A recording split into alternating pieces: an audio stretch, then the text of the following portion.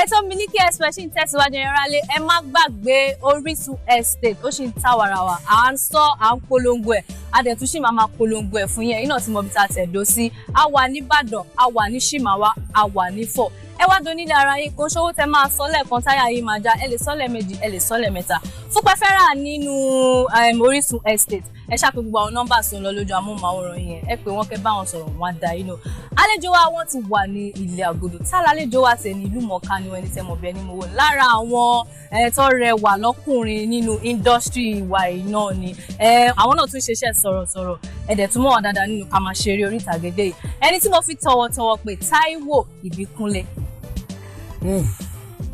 Ẹ kú dédé wòye o. Ẹ kú jókòó ẹ káàbọ̀ sórí ètò wa. Yes ma. Okay. Mo ń wò yín ni o, mo ń wò àwọn. Okay, kẹ́ tó lọ, màá gbàgbọ́ yín number 1 tẹ̀gbẹ́ sórí ẹ̀. Okay, ẹ jẹ́ wá gbé yín. Àtọkùnrin ni. Kò mí ẹ má worry, mi á lò. Okay, mi lè gbọ́ orúkọ ayé anyway cause mo pé okay. No, orúkọ yìí ti ní padà fi ṣe iṣẹ́ ni. Iṣẹ́ ni. Kò ń ṣe pé ti tó níyàwó dé. Ó ti. Ẹ má worry, ẹ jẹ́ kí mi náà máa lo iṣẹ́ yẹn. Mọ̀ kó tó ṣẹlẹ̀. Orúkọ yẹn á fi mú yín tó ẹ má ti gbàgbó. Ẹ gbàgbó ìní àkọ́ fún ká ẹ máa fi mú yín ẹ̀yin á bá máa tẹ̀lé mi lọ. No, àgbo ṣe irú iṣẹ́ mi fẹ́ rò ẹ tó mú aago àti ìgò lọ́wọ́ àwa ti mú lọ fún àwa lá ní gbogbo ẹ̀. No, mi ara móòlù ẹ̀ tẹrùtẹrù. Uncle T. Mi ṣe móòlù ẹ̀ lè ra mi tẹ́lẹ̀.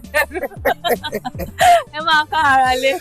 Ẹ yára lé àkèyé gan o a ní ojú tẹ fi ń wò wá ò ní fọ́ etí tẹ fi ń gbọ́ wa náà ò ní di bẹ́ẹ̀ dẹ̀ ṣe ń wò wá tá à ń múnú yín dùn ẹ jọ̀ọ́ ìbànújẹ́ ò ní wọlé tọ̀ yín wá ọ̀fọ̀ náà ò ní wọlé tọ̀ àwa náà wá o àní pé níre ọ̀rọ̀ àtàrí ire báyìí wọ́n lè gbogbo wa. Ẹ ti pọ̀fọ̀.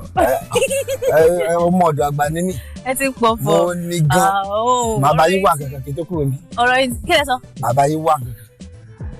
No, kò ń ṣe ní irú ìtẹ̀ṣẹ̀ṣẹ̀ sọ yìí o. Màá bá yín wà kankan ẹ má wọlé ẹ dá máa ṣe. Irú kan nìyẹn. Ẹ fi ẹ lẹ̀. Okay, ní nǹkan tí ní ti dáadáa ni o. Ó dá máa ṣe kíní ẹ fún yín ẹ má wọlé ẹ dá máa ṣe. No, ẹ lè ṣe fún mi nǹkan tí mi tí mo tẹ́lẹ̀ gan máa ṣe fún mi just like that mi ní dúró gbà. Ẹ máa dúpẹ́ fún mi. Tí n bá ti ṣe tán fún ibẹ̀ máa dúpẹ́. Ọ̀yẹ̀ ìṣọ́lọ́ ọ̀rọ̀ yín ṣe iye mi ẹ̀ sọ̀rọ̀ ẹ̀ sọ mú wọn pẹ̀ ṣe sọ̀rọ̀ náà ni ẹ̀yìn gbọ́ lẹ́wà tún bẹ̀rẹ̀ yẹn. Gbogbo àlà ń sọ̀rọ̀. Kò ń ṣe mo mọ̀ gbogbo àná là ń sọ̀rọ̀ ọmọdé sọ̀rọ̀ àgbà sọ̀rọ̀ ní ti rí ìta ṣe yìí. Ìgbà ọlẹ́ bẹ̀rẹ̀ yẹn. Ṣe rí lákòókò a ti bẹ̀rẹ̀ eré oníṣe tàbí orí ìtàgé ó ti pẹ́ díẹ̀. Ọlọ́run dẹ̀ fún mi ní àǹfààní kan ó jẹ́ kí n lọ sí iléèwé díẹ̀ láti lọ kọ́ bí a ṣe ń ṣe eré orí ìtàgé àbí oníṣe. Ṣùgbọ́n tá bá wo eré ṣíṣe ní ayé òde òní ó ti di irú wa ògiri wa gbogbo èèyàn ìfà ìjọba lọ títì aláta èmi náà fẹ́ máa ṣe fíìmù ẹlòmíì ò tiẹ̀ lè kàwé. Wọ́n lè lẹ́bùn. Ẹ̀bùn wà ayé ẹ̀kọ́ wà gbogbo ẹ̀ ṣiṣẹ́ pọ̀ fúnra dáadáa ni ẹni tí ò lè kàwé ṣé wọ́n fẹ́ máa sọ sí ẹlẹ́nu ni a dẹ̀ ń lé ayé ìgbà bíbí táwọn òyìnbó dé ó kéé fàìn náà fẹ́ kí fíìmù wa náà lè dé standard yìí ṣé èyí tá a máa fi ẹnu sọ fún ẹ pé wọ́n wá sọ báyìí ya kíní kan ṣe báyìí bàbá kíní wá dé ìwọ ni kò lè jọra wọn a lè débẹ̀ ẹ̀kọ́ gbọ́dọ̀ kọ́kọ́ wà níbẹ̀ náà. Kí wá ní ìyàtọ̀ tí a lè rí nínú ẹni tí ó kẹ́kọ̀ọ́ nípa ẹ̀ ojúlówó ẹ̀kọ́ tàbí ẹni tó kàn fi ṣe mo yà wá báwo la ṣe lè rí differences wo la lè rí láàárín wọn. Ẹ tiẹ̀ jẹ́ ká kọ́kọ́ wò pé tí iṣẹ́ tíátà bá tiẹ̀ ní ó yẹ kò ta mọ́ kò sọ́ni tó fẹ́ wo eré kankan mọ́ kí la jẹ òun ló fà á tí mo kọ́kọ́ ní òkè ẹ jẹ́ n kọ́kọ́ bẹ̀rẹ̀ nípa kí a máa ṣe atọ́kùn ètò tá a pè ní MC àbí compare ìyẹn ni mo kọ́kọ́ fi bẹ̀rẹ̀ síwájú sí fún bí ọdún bíi mélòó kan sẹ́yìn bíi 3 sí 4 ní iṣẹ́ kí a máa ṣe atọ́kùn ètò lórí amóhùnmáwòrán tí yẹn náà bẹ̀rẹ̀. Lákọ̀ọ́kọ́ mo ní ẹyọ kan tó ń ṣe lọ́wọ́lọ́wọ́ ní orí TV station kan tí mi lè ní àǹfààní láti dárúkọ wọn báyìí tá à ń pe orúkọ ẹ̀ ní ó yàtọ̀. Adẹ̀túnlẹ̀ ẹ̀kọ́ náà tí ó ń lọ lórí another TV station tá à ń pè ní Èyí Ládùn gbò èmi kọ́ ni atọ́kùn ẹ̀. Èmi kọ́ ni atọ́kùn ẹ̀. Bọ̀ gbogbo àwọn tó ń ṣe tí gbogbo ẹ̀ náà fi ń jó mo wà ní ara wọn. Ìyẹn máa ń lọ lójoojúmọ́. Orú ẹ̀ náà ni ó gbé wa kẹ̀rẹ̀kẹ̀rẹ̀ tá a fi wo Orísun wa léde pé ẹ̀yin ọmọ kóòtù jíire o ó di dandan yẹ kó já sí ní Orísun òun náà la fẹ́ fi wá bá yín dá àwòkọ́ náà lọ́jọ́ tèmi so wípé ọrùn iṣẹ́ sọ̀rọ̀sọ̀rọ̀ ó ti wà tipẹ́tipẹ́ adẹ́rùgbà gbogbo ẹ̀bùn tá a ní náà àgbúdọ̀ nítorí pé mi jẹ́ ẹnìkan tó láìkí àṣà mo nífẹ̀ẹ́ sí àṣà Yorùbá àsìfẹ́ kó parun gbogbo nǹkan yìí ni ètò wa tó dá lé lórí tá a dẹ̀ fi ń kọ́ gbogbo àwọn ọmọ Yorùbá o àbẹ́ni tí ò ń ṣe Yorùbá o tá a fi ń kọ́ wọn ní ẹ̀kọ́ tá a dẹ̀ fi ń jẹ́ kí a mọ̀ pé èdè wa yìí o àbí àṣà wa yìí kò gbọdọ̀ wọ mi. Ẹ ṣeun. Ká wá sọ̀rọ̀ díẹ̀ nípa kátẹ̀ tó tẹ̀síwájú ẹ jẹ́ káwọn aráalé mọ̀ yín dáadáa ta ni Taiwo Ibikunle. Taiwo Ibikunle tí ẹ̀ ń wo òun náà lójókòó yìí ọ̀dọ́mọdékùnrin ni kò ì dàgbà púpọ̀ ọdún bíi mélòó kan ni wọ́n bí mi. 16 years. Ẹ̀yin á máa woṣẹ́ o ṣé babaláwo ni yín àbí adáhunṣe. náà yín mo fi ká máa woṣẹ́ jọ ṣé mo pé orúkọ wọ́n yẹn nu ẹni iṣẹ́ ni. Iṣẹ́ ni gbogbo ara mi iṣẹ́ ni o. so mi mo wá fi jọ yín ọdún ṣẹlẹ̀ nìyẹn. mo lọ sílé ẹ̀kọ́ alákọ̀ọ́bẹ̀rẹ̀ Ọlọ́run dẹ̀ ṣe a lọ sí onípele ìkejì náà àká àyígé lẹ́yìn yẹn mo lọ sí ilé ẹ̀kọ́ gíga ti yunifásitì tìlú Ìbàdàn níbi tí sọmọ ti gbé dúlẹ̀ dáadáa a lọ kọ́ nípa eré orí ìtàgé àti oníṣe theatre arts Ọlọ́run wa lọ mo bẹ̀rẹ̀ láti diploma ìgbà tó yá a bá wọn ṣe degree a parí BA wa gbàtà parí BA wa a lọ sí rúùlù a padà a ṣiṣẹ́ díẹ̀ ìgbà tó di bí ọdún bíi mélòó kan a bá wọn tún ṣe ìpele tó tún kẹ̀dé tó ń pè ní postgraduate masters títí mo mọ̀ pé lọ́jọ́ kan náà wọ́n á pè wá náà ká wá ṣe bóyá. ẹ̀yin ẹ tẹ́ bá fẹ́. bá fẹ́ á lò bóyá fẹ́. lọ́wọ́lọ́wọ́ báyìí ni alága National Association of Nigerian Theatre Practitioners ní Ọ̀yọ́ State NANTAP èmi ni alága wọn lọ́wọ́lọ́wọ́ báyìí òṣèré ni mí atọ́kùn ètò ni mí bóyá ayẹyẹ a máa ń gba oríṣiríṣi ayẹyẹ bóyá ti ìṣílé ni ti ìgbéyàwó ni òkú ni èmi ò sọ pé òkú àgbà àbókù ọmọdé Ọlọ́run jẹ́ arókù ọ̀dọ́ òkú kókù tá a bá pè wá tẹ́ bá ti sọ pé àwọn òwà àádẹ́bí ní ìdù kówó pé ni kókù náà ká gbókù kókù bẹ ṣe pé ẹ náà. Ẹ mọ̀ pé àwọn kùsẹ́ ní ẹ jẹ́ ká sọ̀rọ̀ ẹ jẹ́ ká. ayá yìí lẹ́nu tẹ́ bá débẹ̀ tókù bá dé tó bá ṣe báyìí. ṣé mi mo pa ni òkú ọmọ ṣe báyìí tó ka rẹ̀ ló yẹ kí n mú ní àná.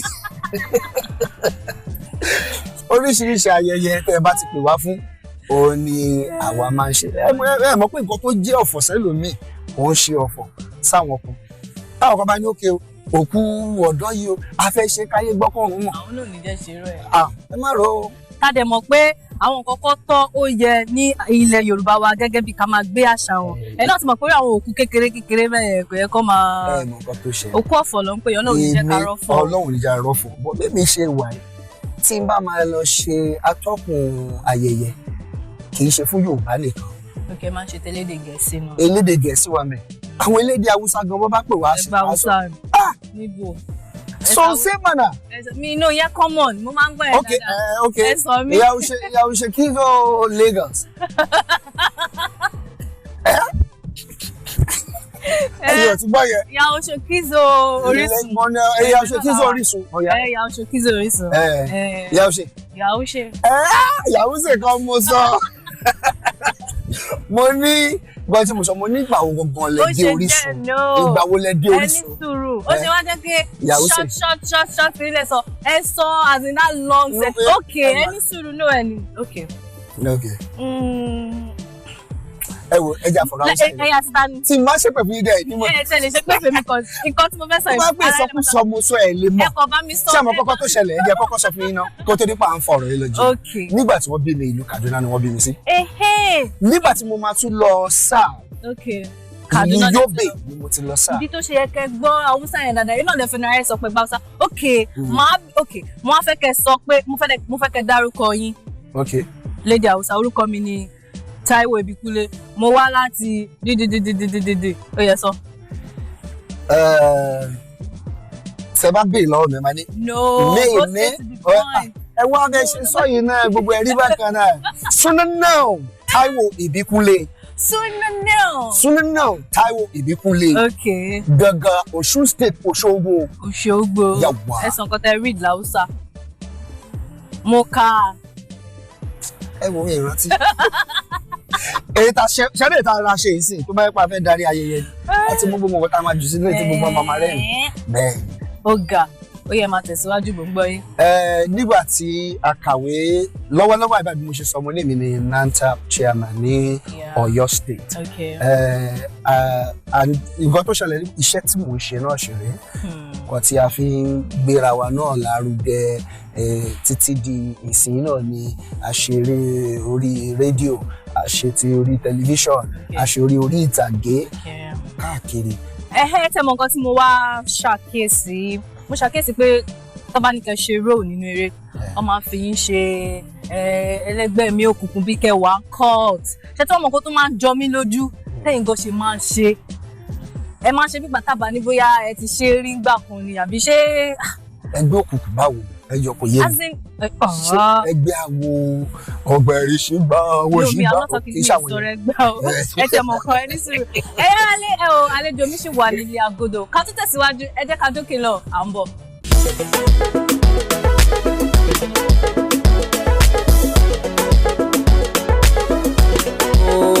Boy money, star DJ, Radu.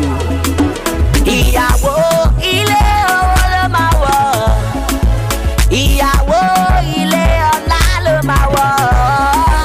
Gbàsọkọ, mọ́yájú sọ́kọ rẹ̀, torí ọkọ adé orí àyà mi.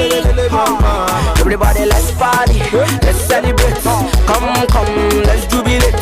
Let's party, let's celebrate. Everybody let's jubilate. Yeah, let's party, let's celebrate. Make we join body celebrate today. Ìwọ ìyàwó má ṣe gbọ́ tẹ́lẹ̀ gan-an. Tọ́jú ọkọ pẹ̀lú ẹbí ọkọ. Má ṣe gbàgbé àdéhùn tẹ́jọ ṣe. Torí ilé ọkọ ilé ẹ̀kọ́ ló jẹ́ o. Kájọ máa Miliki, from until infinity. Kájọ máa Miliki, from until infinity. Kájọ máa Miliki, from until infinity. Celebrate today. Ìyàwó ilé owó ló máa wọ̀. Ìyàwó ilé ọlá ló máa wọ̀. Gbàsọkọ, mọ́yájú sọ́kọ rẹ̀, torí ọkọ adé orí àyà mi. Everybody let's party, let's celebrate. Come, let's jubilate. Let's party, let's celebrate. Everybody let's jubilate. Yeah, let's party, let's celebrate.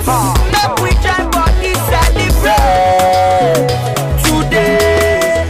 Okay, butterflies in your belly. Just start in a family. May you live in harmony. You go get money. She touch you so way you get fun ìyàwó rẹ o. Tọ́rọ́jú kan làdáni o. Tọkọ-tìyàwó ẹ fọlọ́run ṣáájú o. Ilé tí bàbá bá kọ́, ilé ayọ̀ ni. Ọmọ rere lolúwa fún yín o. Ẹni lolúwa òun ló lóhun gbogbo. Everybody let's party, let's celebrate. Come, let's jubilate. Let's party, let's celebrate. Everybody let's jubilate. Yeah, let's party, let's celebrate. Make we join body celebrate. Kájọ máa Miliki, from until infinity. Kájọ máa Miliki, from until infinity. Kájọ máa Miliki. Miliki. From now till infinity. Celebrate. Everybody, let's party, let's celebrate. Come, let's jubilate. Let's party, let's celebrate. Everybody, let's jubilate. Yeah, let's party, let's celebrate. Make we join body celebrate today. Everybody, let's party,